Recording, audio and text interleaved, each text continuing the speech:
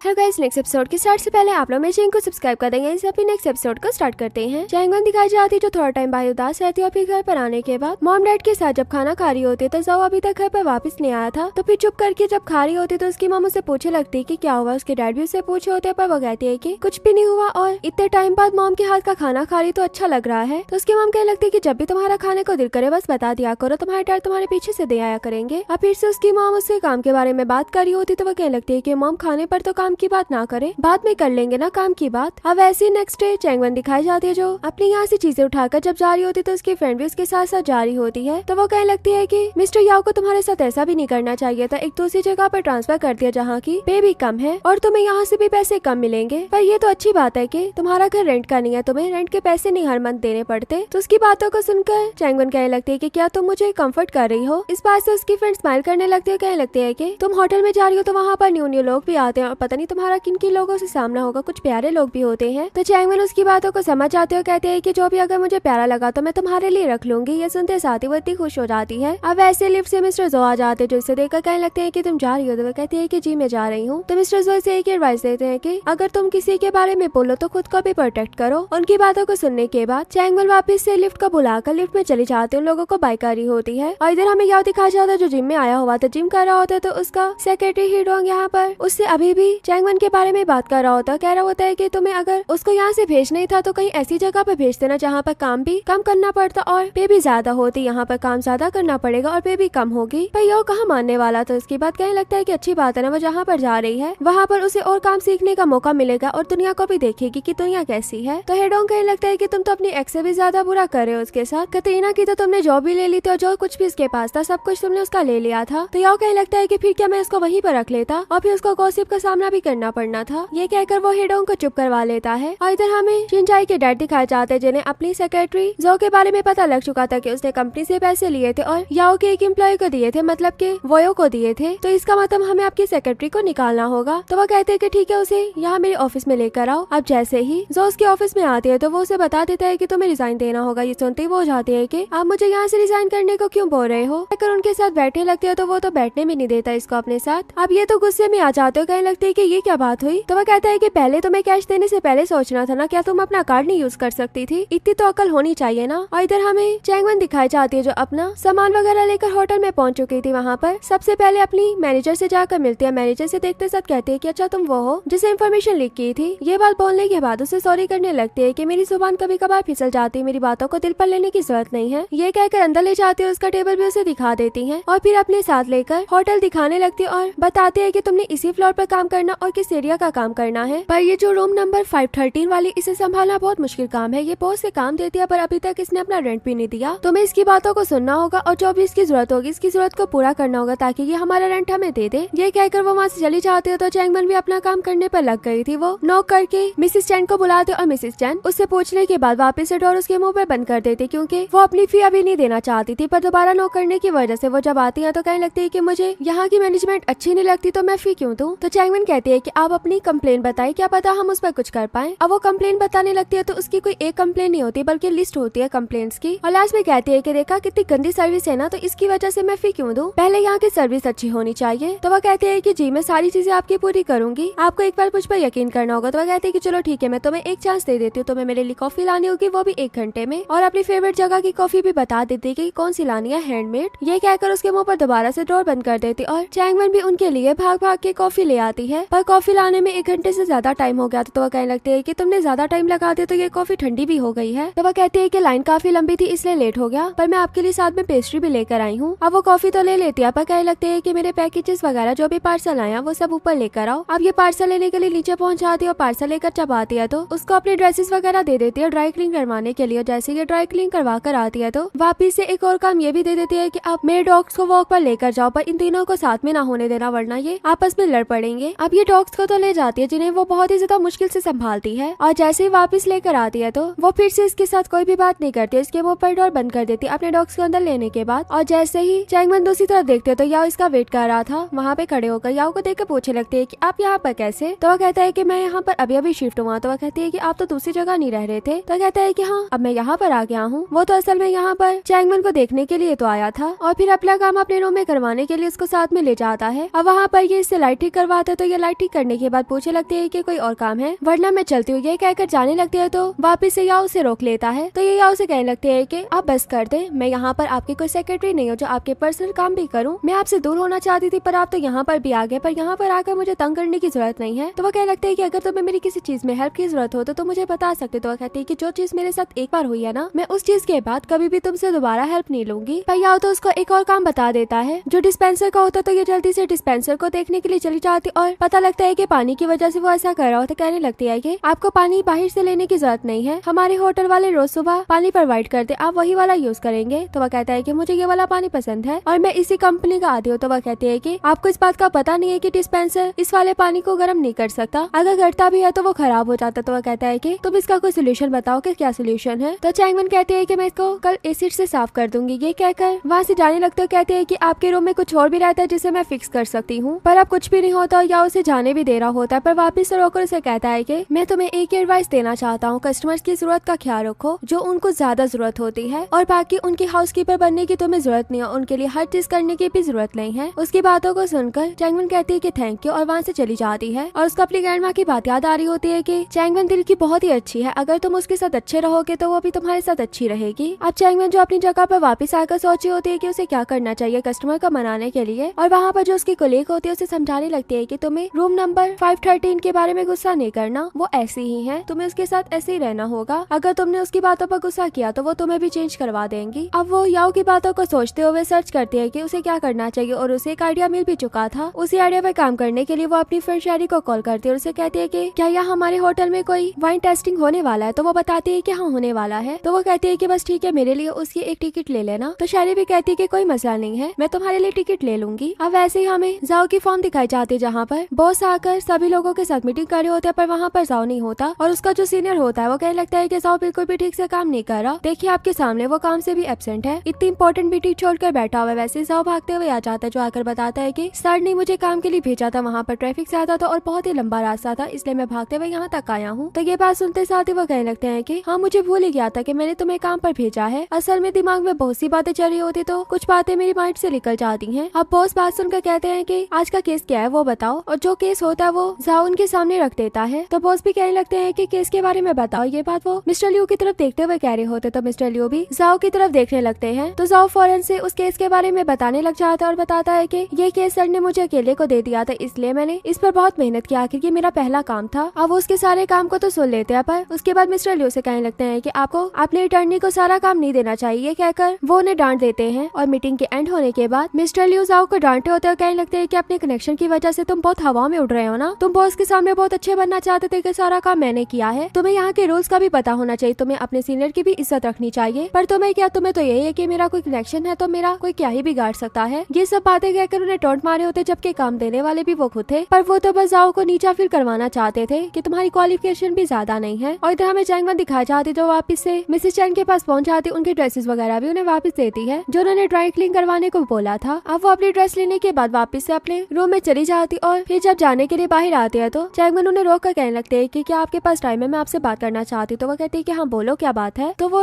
उसको वही वाली टिकट देने लगती है जो उसने अपने फ्रेंड से मंगवाई थी और कहने लगती है कि आप काम में काफी बिजी होती है और आपको काम में जाना होता है, तो मुझे लगता है कि आपको लाइफ में थोड़ा फन भी करना चाहिए, तो यहाँ पर जरूर जाइएगा। अब ये टिकट देखने के बाद वो खुश हो जाते हो, कहती है कि मैंने प्रॉपर्टी की फी नहीं दी तो इस वजह से मुझे ये गिफ्ट दिया जा रहा है। तो वो कहती है कि हाँ मैं आपको सेटिस्फाई नहीं कर पाई ना, ये मेरी गलती है, और वैसे भी मैं इस होटल में काम करती हूँ तो होटल का इन्विटेशन लेना मेरे लिए कोई मुश्किल काम नहीं था, और आपने तो वैसे भी बिजनेस स्टार्ट किया तो आपको कोई ना कोई क्लाइंट चाहिए होगा, तो वहाँ पर शायद आपको कोई क्लाइंट भी मिल जाए। तो वो कहने लगती है कि सभी हाउस कीपर्स ऐसी होती हैं जो हार्ड वर्क करती है ताकि प्रॉपर्टी फी जल्दी मिल जाए। तो वो कहती है कि मुझे नहीं पता, पर मुझे यहाँ पर आने के बाद यही बताया गया था कि गुड सर्विस देनी है, और बाकी आप मुझ पर यकीन रखिए, मैं अभी भी अच्छा काम कर रही हूँ तो आगे भी आपके लिए अच्छा ही काम करती रहूंगी। इस बात पर वो खुश हो जाते हो, कहते हैं कि मुझे जैसे ही टाइम मिलेगा मैं प्रॉपर्टी फी दे दूंगी। तो चैंगवन जल्दी से ये बात सुनकर उन्हें QR कोड देने लगते हो, कहने लगते हैं कि मैं आपको इसका इनवॉइस भी सेंड कर दूंगी। अब इन दोनों की ये बातें तो चली रही होती है और ये सारी बातें अंदर से याओ भी सुन रहा होता है और वो भी इसके लिए खुश हो रहा होता है कि इसने सारे मसले को सोल्व कर लिया है। और उसके बाद जब बैठा होता है तो चैंगवन का इसके मैसेज भी आ जाता है जो बताते हैं कि मैंने आपके डिस्पेंसर को साफ कर दिया है। और इधर घर पर याओ दिखाया जाता है जो अपने मॉम डैड के साथ बैठकर खाना तो खा रहा होता है, पर उसकी मॉम पूछी होती है कि चैंगवन आजकल लेट क्यों आना स्टार्ट हो गई है। तो जाओ उसका साथ देते हुए कह देता है कि उसको प्रमोशन मिला है तो शायद उसके पास काम ज्यादा होता हो। तो वो कहने लगती है कि उसकी क्या शिनचाई से बात होती है, वो आजकल तो उसे छोड़ने के लिए भी नहीं आता, मुझे लगता लगता है कि उन दोनों में कुछ तो चल रहा है और कह रही होती है कि तुम अपनी सिस्टर से इस बारे में बात करना ना। वैसे ही उसके डैड टॉपिक को चेंज कर रहे होते हैं और टेबल भी जो बहुत ज्यादा हिल रहा होता है तो उसके नीचे भी एक चीज रख देते हैं। जाओ को तो पता लग जाता है कि डैड उसकी वजह से टॉपिक को चेंज करवा रहे हैं। अब चैंगमन जैसे घर पर आती है तो जाओ अकेला घर पर होता है और वो बर्तन वगैरह धो रहा था। चैंगमन से कहने लगता है कि क्या तुमने खाना खाया, तो वो कहती है कि नहीं। तो वो बताता है कि तुम्हारे लिए टेबल पर खाना रखा हुआ है। अब वो जैसे खाने के लिए बैठती है तो जाओ भी उसके पास आ गया तो बताने लगता है कि मॉम तुम्हारे बारे में बार बार पूछ रही थी, कब तक तुम मॉम से ये बात छुपाने वाली हो, तुम्हें अब जल्दी मॉम को ये बात बता देनी चाहिए। चैंगमन कहने लगती है कि अच्छा मैं ये बात बता दूंगी, तुम क्यों मेरी माँ बनने लगे हुए हो। ये कहकर उसको राइस लेने के लिए भेज देती है और अभी तक चैंगमन की मॉम उसके बारे में सोची होती जबकि ग्रोसरी करने के लिए आई हुई थी। चैंगमन के बारे में उसके डैड से बात कर ही रही होती है तो पास में डिस्काउंट की अनाउंसमेंट होती है तो फौरन से वो भागते हुए उसी साइड पर चले जाते हैं डिस्काउंट पर चीज लेने के लिए। अब चैंगमन जिसे उसके डैड की कॉल आती तो डैड कहते हैं कि मैं तुम्हें कुछ बताना चाहता। तो आगे से चैंगमन कहने लगती है कि क्या मॉम को आपके सीक्रेट पैसों का पता लग गया, तो वो कहते हैं कि नहीं नहीं, और भी बताते हैं कि तुम्हारी मॉम आज शिन फैमिली के घर पर गई है। ये सुनते साथ ही चैंगमन तो परेशान हो जाती है और इधर उसकी मॉम दिखाई जाती जो उनके घर की बेल भी दे देती और अंदर से पूछा जा रहा होता है कि आप कौन हो। तो वो बताने लगती है कि मैं चैंगमन की मॉम हूँ और आपके लिए खाने के लिए चीजें लेकर आई हूँ, सॉस भी बना कर लाई हूँ। अब उसकी आवाज सुनते साथ ही शिनजाई की मॉम तो पहचान लेती और कहती है कि इन्हें अंदर ले आओ। अब उन्हें अंदर लेकर आया जा रहा होता है। ये तो इतने बड़े घर को देखकर हैरान हो रही होती है। अंदर आकर भी घर के बारे में पूछी होती है, कह रही होती है कि इस जगह की प्रॉपर्टी की फीस ज्यादा होगी ना, काफी एक्सपेंसिव है। वो तो बस इसकी बातों को चुप करके सुन रही होती है और उसके बाद एक एक करके जो खाना वो लेकर आई थी वो निकाल कर उनके सामने रखते है कि अगर आपको पसंद आएगा तो मैं आपके लिए और भी बना कर लेकर आऊंगी। तो कहती है कि आप यहाँ पर चैंगमन के बारे में बात करने के लिए आई है ना। तो वह कहती है कि हाँ मैं उसी के बारे में बात करने के लिए आई। आजकल उसका बिहेवियर थोड़ा चेंज लग रहा है, क्या इन दोनों में कोई लड़ाई तो नहीं हुई, क्योंकि ऐसे यंग लोगों में लड़ाई आम सी बात है, इनमें हो ही जाती है। शायद आपको अपने बेटे के बारे में पता हो। तो वो कह देती है कि हाँ मुझे तो पता है, इन दोनों में लड़ाई हुई है। तो वो पूछने लगती है कि लड़ाई क्यों हुई है। तो आगे से शिनजाई की मॉम कहती है कि लगता है कि उसे काफी शर्म आ रही थी आपको ये बात बताते हुए। और यहीं पर हमारा ये पार्ट भी एंड हो जाता है। वीडियो अच्छी लगे तो वीडियो को लाइक करना।